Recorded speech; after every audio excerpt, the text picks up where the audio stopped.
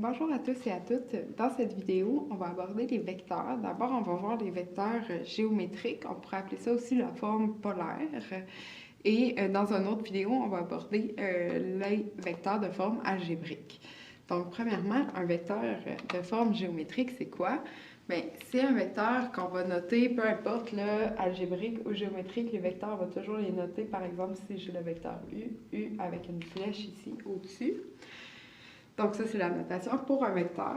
Mais comment il est défini, ce vecteur-là? Il est défini par la longueur de la flèche. Donc on se rappelle qu'un vecteur, c'est une flèche. La longueur de la flèche qui va être notée, elle, deux barres comme ça, de U. Comme ça. La longueur, on peut l'appeler la norme. On peut aussi l'appeler le module. Les deux, ça revient exactement au même. Et elle est définie aussi par l'angle entre le vecteur et la demi-droite horizontale issue de l'origine allant vers la droite, appelée la direction. Donc, si on prend n'importe quel vecteur comme ça, U, bien, elle est définie par sa longueur et l'angle qui est ici, θ. Donc, si mon U est plutôt comme ça, la longueur, encore une fois, et l'angle qui est ici va la définir. Donc, c'est toujours l'angle qui est par rapport à l'horizontale positif qui va faire le tour là, au complet. La deuxième chose qu'on va aborder par rapport au vecteur, c'est la multiplication par un scalaire. Donc, si on a un vecteur U et un scalaire K, donc mon scalaire, c'est n'importe quel nombre réel, donc K. Si je veux faire la multiplication par le scalaire, ça va me donner le vecteur KU comme ça. Il va avoir deux caractéristiques. Premièrement, le module du vecteur KU, mais c'est la valeur absolue de K, donc la valeur positive de K, fois le module de U. Ensuite, pour la direction, bien, la direction, c'est que KU et U ont la même direction si K est positif.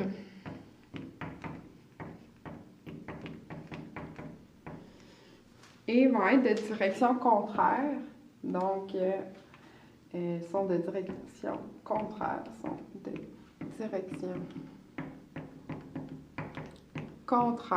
donc si K est négatif. Donc, par exemple, si j'ai U qui est comme ça,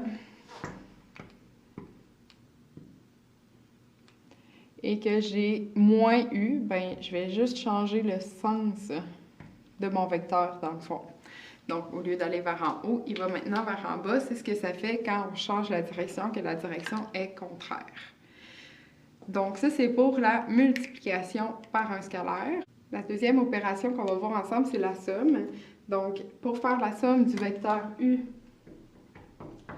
et du vecteur V, on va obtenir le vecteur U plus V.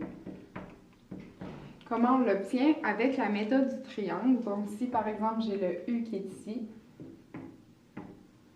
et j'ai le V qui ressemble à ça ici, mais ce que je viens faire, c'est que je viens mettre le V au bout du vecteur U. Donc, l'origine du vecteur V, je viens le mettre à l'extrémité du vecteur U.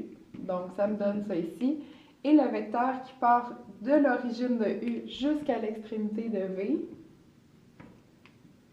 c'est le vecteur résultant qui est le vecteur U plus V. Donc ça, c'est la méthode du triangle pour trouver notre addition. Donc c'est vraiment de venir mettre l'origine du deuxième vecteur sur l'extrémité du premier vecteur. Si par exemple, je voulais faire U moins V, bien, je vais venir inverser mon vecteur V et ensuite faire l'addition. Donc, ce serait U plus moins V. Si j'ai encore mes deux mêmes vecteurs ici, donc j'ai encore mon U qui est comme ça.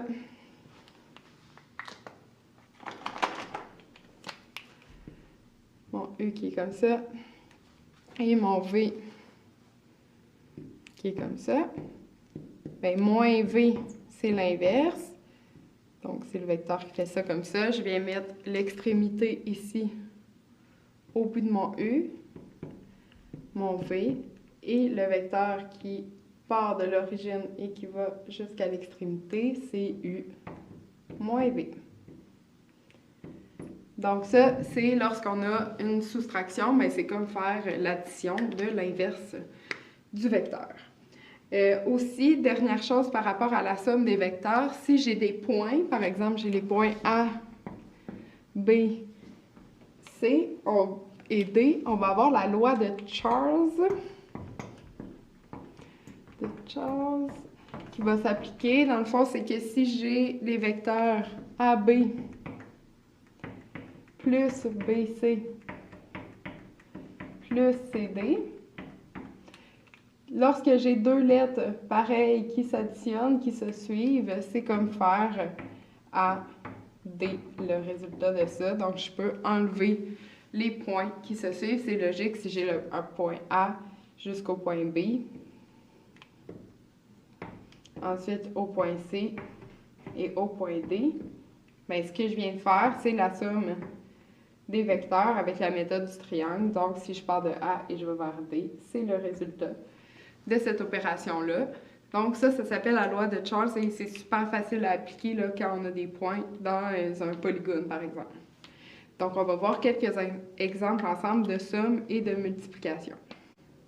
Donc, la dernière partie de cette vidéo se fera à l'aide du logiciel GeoGebra que je vous invite à aller essayer aussi. Il y a une capsule là, juste un peu plus bas dans le centre d'aide. Donc, maintenant, si on regarde ça, d'abord, j'ai mon vecteur U. Donc, si je veux calculer, par exemple, 2U, bien, ça veut dire que je viens doubler la longueur de mon vecteur. Donc, je viens mettre une autre longueur de U ici, dans le fond, ce qui me donne au total 2U. Donc, si je le fais ici, je l'ai rentré dans GeoGebra, mon vecteur V devrait me donner à peu près la même chose, en sentant que je l'ai fait à main levée ici. Donc, V, c'est exactement 2U dans la même direction avec un module de 2 fois plus long que U. Donc, si j'efface mon exemple qui est là, maintenant, si je veux calculer moins 3U, donc je vais être dans la position inverse, je vais avoir U ici, par exemple, une fois, deux fois et trois fois. Donc ça, ce serait 3U environ. Moins 3U parce que je suis dans la direction opposée. Encore une fois, je l'ai rentré ici. Et ça me donne ça ici comme longueur que je pourrais venir mettre ici. Et on voit que c'est pas super à l'échelle mon affaire. Mais on voit bien que si U est dans cette direction-là, bien, moins 3U est dans l'autre direction. Et la longueur est de 3 fois la longueur de U. Donc, vous pouvez là, le faire à peu près avec une règle là, quand même dans vos affaires, mais c'est peut-être pas obligé d'être exactement au centième près là, la même longueur. Donc, ça, c'est pour la multiplication par un scalaire. C'est tout ce que ça peut faire, allonger ou raccourcir. On pourrait avoir une demi-U qui nous donnerait un vecteur de une demi la longueur de U, mais dans la même direction. Ça serait possible aussi.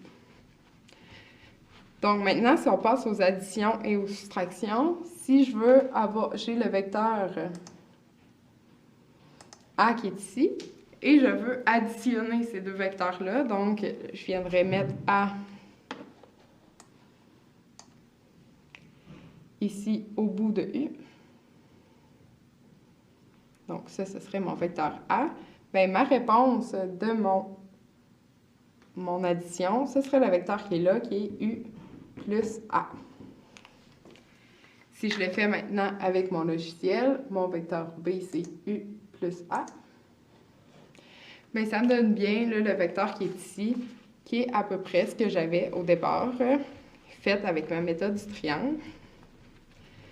Donc, je vais mettre mon A au bout de mon U et ça me donne mon vecteur B qui est ici. Maintenant, si au lieu d'avoir U, j'ai V, donc je vais enlever mon U qui est ici, j'ai V et j'ai A. Si je fais V moins A, ça veut dire qu'au bout de V ici, je viens mettre moins A. Le vecteur qui part ici de V et qui va jusqu'à la fin ici, c'est V moins A. Donc, lorsque je l'affiche, mon vecteur C, il me donne environ ce que j'avais fait comme dessin. Donc, on voit bien qu'avec la méthode du triangle, là, ça fonctionne super bien pour nos vecteurs. Puis, on voit bien aussi que GeoGebra nous permet super bien de visualiser nos vecteurs finalement. Donc, ça, c'est pour l'addition et la multiplication par un scalaire avec des vecteurs qui sont géométriques. Donc, voilà, c'est la fin de cette capsule.